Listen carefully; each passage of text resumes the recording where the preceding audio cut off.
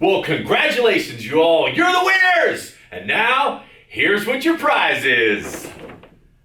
And what is their prize? Hey, everybody, I'm Ryan, the game show guy. And what is the prize? That's the point of today's video. You've played the game.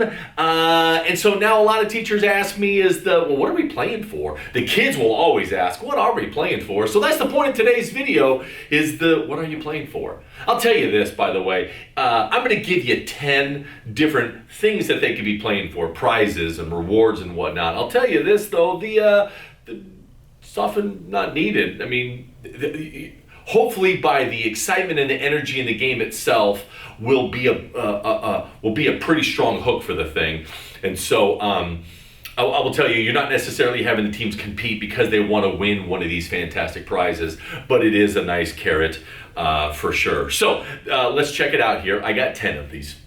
Number one. Do you start with number 10 or number 1, or do you go with your favorite, or do you end with it? Anyway, this is how I'm going to do it. I'm going to start with my favorite. My number one thing in which the prize that I like to give is simply candy. It is the universal, they're kids, and it doesn't matter their age, and even when they're adults, people like candy. And so generally, I like to buy things in bulk, particularly for what we're going to be doing here. Buy it in bulk. Of course, you got the holidays where you can go down to some of those stores, your grocery stores or your big box stores like your Costco's and things like that to try to be able to get the best bang for your buck. But and not necessarily just that too. I try to be able to get for the sake of cost, try to be able to get the most number of pieces, so not like giant this and anyway. So candy is my number one reward in which that I give out. But also regarding candy and all the other prizes that I'm going to give out here or recommendations, the thing that you should probably be thinking about is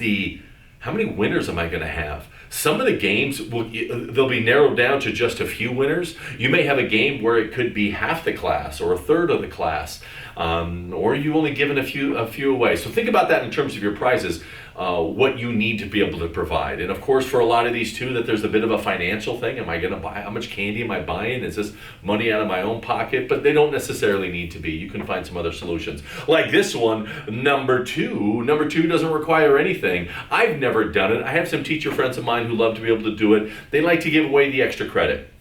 Oftentimes a minor amount, but I teach at a high school, and oftentimes the kids, that's one of the great motivators is getting that grade. So the way that some of my colleagues have done it, that it doesn't really affect the grade much at all, but it incentivizes them to think that it's kind of helping out. So you can have you can have extra credit. That doesn't cost you anything. Just like number 3, which is a homework pass or a get out of something pass, or that whatever that you're asking the kids to be able to do, it's a little bit of a get out of jail free card kind of a thing. So get out of homework, get out of something, get out of anyway, so some sort of a incentive along that one.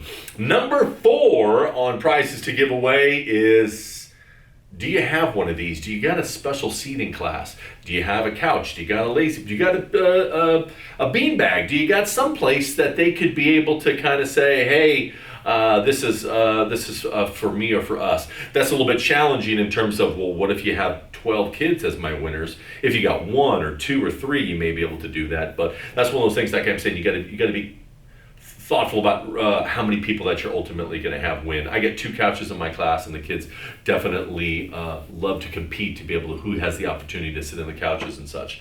More things to be able to buy. Number 5, I don't care the age. Everybody loves stickers. Stickers, because they put them on their. Like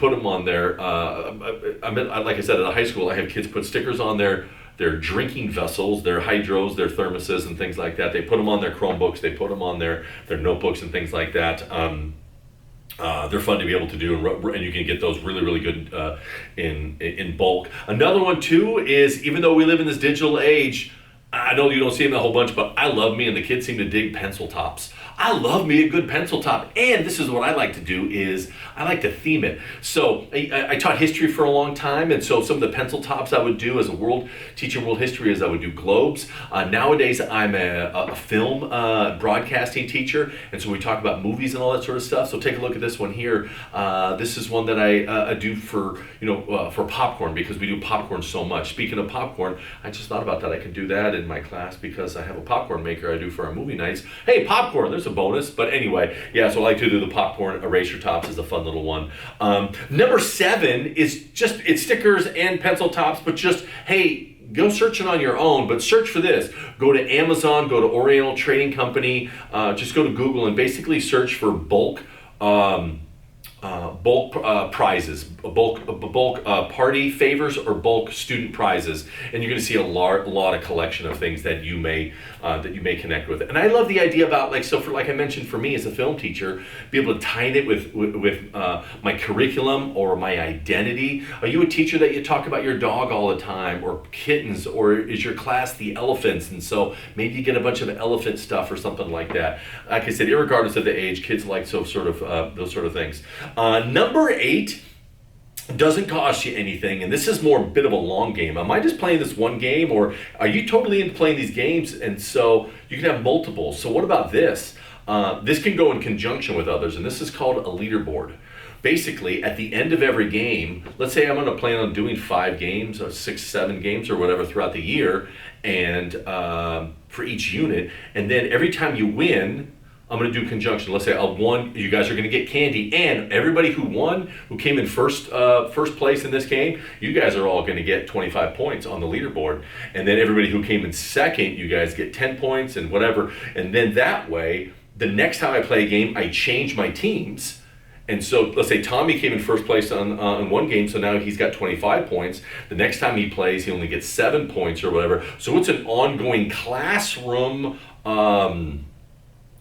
race to see who can get the most points throughout the year. Then you have a bit of a reward, a significant one for my just winner. The thing that I like to do is it doesn't cost me a whole bunch, and I often get the cards along the way, but I offer the kids lunch, much like compared to like prison or whatever, like, you know what contraband food is like. So if I can offer you lunch that comes from outside, if it's a Subway, a Chick-fil-A, a McDonald's, whatever, if I can say, hey, I'm going to get you the winner at the end of the year, I'll get lunch for you and have it brought here, and then you could be able to have it, sort of kind of a neat little thing too. So that's kind of that leaderboard idea throughout the year. Number 9 costs you nothing, and that's just called free time. Extra screen time at the end of the period, or free time at the end of the day, or something like that. You can be able to say, hey, all my winners, congratulations. You guys can either get on your phones, you can get on the Chromebooks and go to the thing for the games and whatnot like that. Just kind of have something like that one. And number 10 is kind of a fun one. It's a bit of a gamble. And it's also another Ryan O'Donnell creation, which is have them play the lottery. Now, not like you're not going to do go buy lottery tickets, but you're going to do this. If you take a look at this document that I've done here, I've made these lottery tickets, these lotto tickets that you can print. If you go to Amazon, you can get these stickers that can go over the top of them. So think about this. You actually make your lottery tickets, and you put different prizes on there. They could be candy. They could be something pretty significant or something pretty low end. And then all the winners will just get a lottery ticket. Then you ask them at the end, hey, here's your lottery tickets. They all scratch it off. So let's say, although I may have 15 winners, I only have one really extra prize on there, and it's kind of a way to be able to have the winners of the winners. Anyway, those are 10 ideas for you to be able to play with. I'd love to be able to hear back. If you have any, please share out in the comments below, and as always, check us out on the Game Show on Teachers Pay Teachers Instagram and YouTube. Hey everybody, that is prizes for game shows.